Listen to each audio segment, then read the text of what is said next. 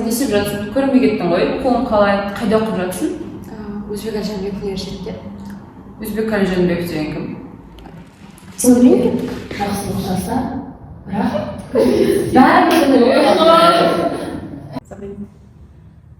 Қыздар, жақсылық жасағандай болып көрмеңдер. Жақсылық жасаңдар, бірақ көрмеңдер. Ол қалай сонда? Өзбек әлінің қазақ қыздарына жасаған жақсылық істерінде ма? Қазақ қыздарын тракторға жіберген кезде ме? Бұның сол неге апаратынын білесіздер ме? Әрбір тракторға жегілген қыз, еркек мінезді бойына сіңіріп, онымен қоса болашақта ұрпақсыз қалуы мүмкін. Бірақ бұған көнбесеңіз, бірінші сіздердің әйелдеріңіз бен қыздарыңыздан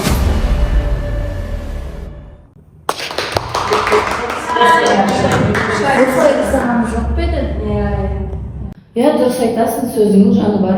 Гүлжан Талпакова қазақ қыздары демекші, өзімізден өнерін көрсетіп, әлемге паш етіп, екінші орын алып отыр. Негізі бірінші орын алатындай жайымыз бар еді. Негізі шынымен де біз бірінші орын алуымыз керек еді. Бірақ та енді ол кез болғаннан кейін біз не айта аламыз? Меніңше ол жерде бірінші орын алмау себебі бұл эмоцияның жетіспеушілігі сияқты. Себебі сол жерде Гүлжан әпкеміздің өзі көп ұйықтаған жоқ еді ғой. Оған соншама киімдер әперді, соншама ақшаға, машинасын өзін айтсаңыздаршы, прям күшті еді ғой.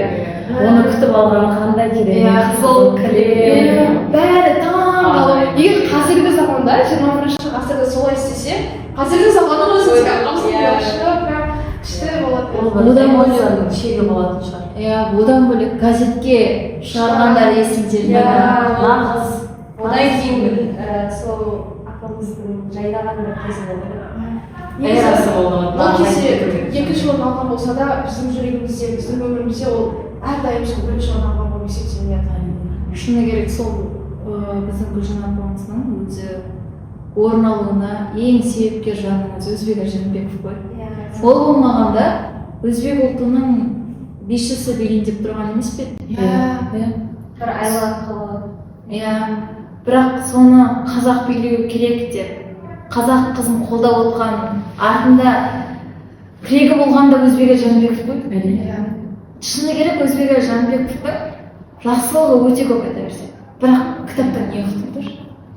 Менің кітаптан оққаным ең алдымен біздің айта өту керек нәрсеміз Тайқазан. Ол Ленинградтың Эрмитажына бізден алып кеткен ол Қожа Ахмет Яссауидің символы болатын. Және осы Тайқазанды Өзбек Әлжанбеков қанша рет хаттама жазды, бірақ қаншамасы оның іске аспай кетті. Бірақ кейін 1989 жылы 54 жыл Тайқазан Ресей үкіметіне сақтала отырып, 89-да бірақ алды. Яғни бұл дегеніміз Өзбек Әлжанбеков өзі барды, бірақ ол қаншама әрекеттің нәтижесі ретінде болды. Еңбек сіңірілді, еңбек өз нәтижесін берді, ақталды. Және символымыз қазіргі таңда өзімізде, қолымызда, қазақ үкіметіне сай, өзімізге тән нәрсеміз біздің қолымызда.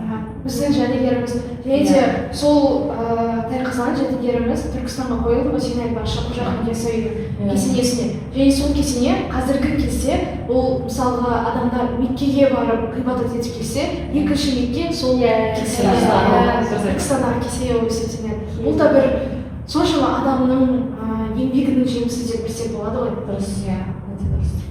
Осы Өзбек Әлжанбеков Торғай қаласында сәндендіріп, гүлдендіріп жүргендер естерінде. Бірақ мендегі бір іштей өкінішім, сол гүлденген қала қазір қайда? Жандандыратын адам жоқ па деп ойлайтыным бар. Қоғамға Өзбек әлі секілді ер азаматтар жетіспейді деген рас шығар. Әр адам өз басын, қара басын ғана ойлайды. Негізі, шынымен де, қазір 21-ші ғасыр демекші. Негізі мен оқыған жерінде былай деп айтылған. Ғасыр өмір өзгермейді, тек адамдар өзгереді. Бізде жақсы жаққа өзгере аламыз. Осындай кітаптар оқудың арқасында, көптеген ойлар түюдің арқасында. Және осы жерде Санжар Керімбайдың Өзбек әлі және мәдени майдан кітабы бар ғой, оқыған. Сол жерде мен өзіме ұнаған сөздерді, және де сөйлемдерді кетіп алған болатын. Оның біреуі, оның санасында өзін екінші сортта адам санайтын бейшара психология қалыптаспаған дейді. Және бұл сөз, осы айтылған ой негізі қазіргі заманға да керек деп ойлаймын. Өйткені тікелей байланысты, иә, мысалға менің өзім, адамдар айтады ғой, бұл қоғамның бір бөлігі дейді. Біз қоғамның қандай болса, соған қарай елікте береміз. Ал Өзбекәлі Жәнібеков сол жерде өзі қандай дәрежеде болса да орыстарға еліктемей, осы білімге құштар болсын, оқысын деп адамдарға көптеген жанашыр болды. Және жастар оқысын, көрсін, білсін деген бар еді. Және де мал туралы айтқандар есіңізде ме? Естідіңіздер ме? Мал туралы, айтқанышы. Білесіздер ме, мал баққан адам бұл ойлауды қояды. Ойламағаннан кейін оның сана сезімі жоғарғы деңгейде жетеді деп айта алмаймын. Сондықтан да бір қазақтың надандастыру дейін бе, қалай айту түсініксіз, сол надандықтан да, сол қой бағудан да, жоқ сендер оқу керексіңдер, білім алу керексіңдер, қазақ ұлты жойылмауы керек деп те, сол білім институтқа түсіруіне көмектескен жандардың бірі емес пе? Себепші әрине оған тікелей байланысы бар, және сол бір себепкер адам болып отыр ғой. Жастардың білім алуына көптеген үлес қосқан бір ұлы тұлға болып тұр. Қазіргі біздің білім алып отырғанымыз да сол Өзбекәлі Жәнібековтің арқасында шығар. Біздің ұлттылығымызды осы Өзбекәлі Жәнібек тәуелсіздігімізге дейін салып қойып беріп тұр ғой. Еще тағы Наурыз туралы айтқан бар еді ғой. Наурызды да қайтарған соншама жыл, 3500 жылға дейін Наурызды адамдар тойламай келген. Бірақ та осы Өзбекәлі Жәнібековтің арқасында Наурыз тойлап бастағанбыз. 1980 жылдан бастап сол Наурызды қайтарып, өзіміздің мерекеміз ретінде тойлауды бастадық қой, осы Өзбекәлі ағамыздың арқасында. Негізгі Өзбекәлі Жәнібековті айтқан жерде оның шәкірттері дейін бе, өзінен кішкентай Ғани Мұратбеков те айтып өткен дұрыс сияқты. Қапы қалмаған дұрыс деп. Себебі Ғани Мұратбеков өзі 17 жаста болса да, өзінен кейінгі 16 жасар адамдарды интернатқа, білім алуға шанс беріп, яғни оларды сол жерге орналастырып, өзінің жалақысымен 200 адамды азықтандырған жандардың бірі. Қазіргі жалақымен де 200 адам азықтандырып болмайды ғой. Ол кездегі жалақымен қалай?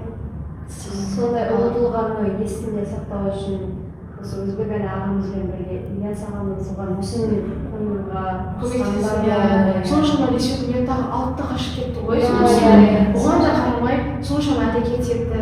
Соңына дейін әрекет еткен үшін шүкір. Шымкент қаласында қазір мүсіні бар деп Мүсініп жатқан жерде. Шыны керек, кітапты айта берсеңіз қызығушылығы біздің артты деп ойлаймын. Отан сүйгіштігіміз, Патриоттық сезіміміз өте жоғары деңгейде. Мен шыны керек, бастап Өзбекәлі Жәнібеков туралы ештеңе білмеген болатынмын. Білетінім тайқазан, Наурызды қайтару сияқты әңгімелермен ғана шектелдім. Шындығында мен оны қазақ үшін не істегенін білмеппін. Мен өкінемін, не үшін кітап шыққаннан бастап бұны іздеген жоқпын деп ше. Сол біздің алдағы мақсатымыз, міндетіміз осы кітапты келешек ұрпаққа дәріптеу, жеткізу. Ал олай болса, бұл видеоны көріп жатқан барша адамдар сіздерге осы кітапты оқуға және де осы кітаптан түйгендеріңізді келешек ұрпаққа дәріптеуге кеңес береміз. Біздің мойнымыздағы жауапкершілік енді сіздің мойныңызға артылды.